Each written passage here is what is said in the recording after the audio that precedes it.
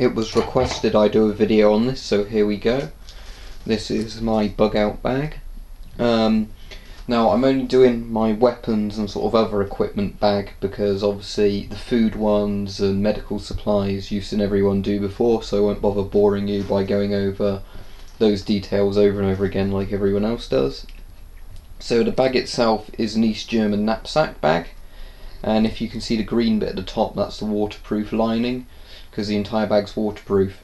Now don't be deceived, the bag is a lot bigger than it looks like on here. It's just that unless you pack it full of stuff, you don't realise quite how big that bag can go.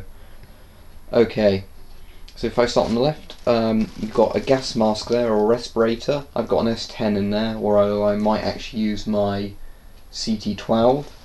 And the reason I'm going for this, although I have a Scott GSR, which is more modern and should be in many ways a better mask, in a shit hits the fan type scenario, you're far more likely to find 40mm filters or 60mm filters you can put on with an adapter.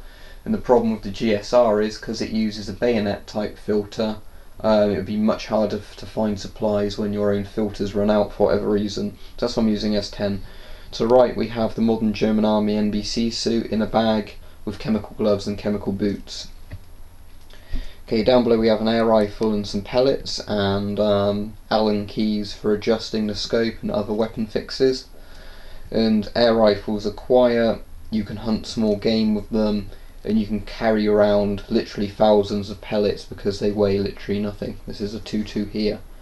Next we've got a pair of 20x binoculars, and I'm using 20x one because the scope there is a variable 3 to 9x zoom, so the scope can be used for close sort of magnification and binoculars can be used for long range scouting. Down here we have a selection of knives. I have a little 3-inch pocket knife with a load of attachments, which is obviously useful for general stuff. Then I have my survival knife next to it, and the machete at the back. There's also a scrim net there for general concealment purposes. I could, wear it on myself as camouflage, or leave it over a bag to help hide the bag if it's stashed somewhere.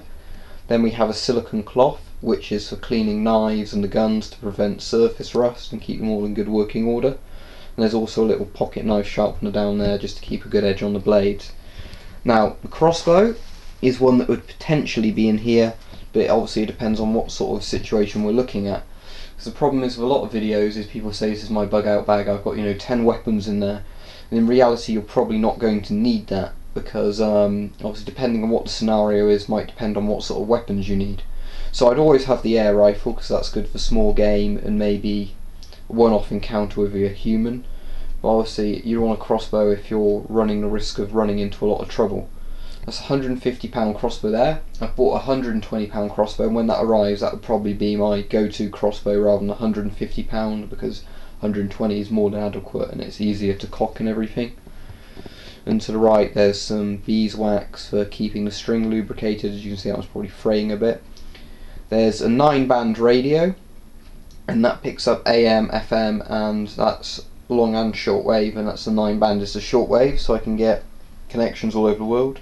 There's a spare crossbow string down there, crossbow cocking aid, and a mobile phone, which, like the radio, is used obviously for contacting and receiving calls.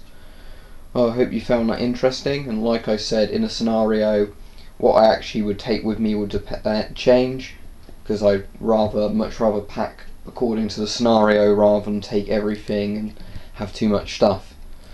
Okay, also another thing is I've opted to have a few more smaller bags than one big bag, because although one big bag can be useful, with smaller bags you can stash stuff in different places in case one of your stashes got found or stolen or got damaged or whatever. So I hope you found that interesting, and that's pretty much the contents of my bug out bag.